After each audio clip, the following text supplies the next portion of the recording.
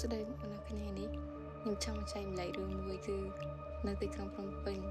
តែខ្ញុំគឺជាសិស្សនិស្សិតនៅសាលាមួយកន្លែងដែលខ្ញុំអាចបញ្ចេញឈ្មោះបានទេខ្ញុំនិងមិត្តភ័ក្តិរបស់ខ្ញុំបានទៅទប់ទឹកលើកទី1គឺអត់មានអ្នកចូលទប់ទឹកឯងក៏តែលើសំឡេងបិទទ្វារឡើងក្រៀងតែដាក់មានខ្យល់អត់មានអីទេហើយនៅលើកទី2ផងដែរគឺវាថានៅក្នុងសាលាហ្នឹងវាភ្លើងអូតូក៏តែអត់មានអ្នកចូលទេប៉ុន្តែវាឮសំឡេងបើកភ្លើងផឹបហើយចំណែកឯនៅលើកទី3វិញគឺពួកខ្ញុំដើរចូលមកទប់ទឹកដែរក៏តែវាដាច់ភ្លើងហើយ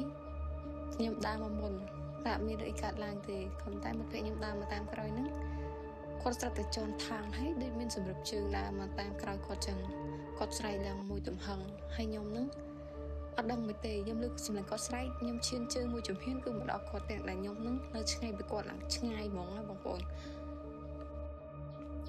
ហើយនេះក៏ជាអារម្មណ៍មួយដែរប្លែកសម្រាប់ពួកខ្ញុំដែរពួកខ្ញុំធ្លាប់ជួបពីមុនមក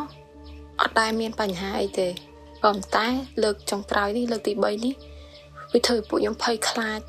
មកផ្ទះវិញលែងហ៊ានបិទភ្លើងគេងអត់លក់អារម្មណ៍ស្មើសម័យគិតដល់រឿងហ្នឹងហើយបន្ទាប់ពីជួបរឿងហ្នឹងហើយយើងក៏បានដឹងរឿងរ៉ាវមួយចំនួនពីក្នុងសាលានឹងដែរធ្វើពួកយើងខ្លាចរអាលែងចង់ហ៊ានទៅរៀនផងដែរ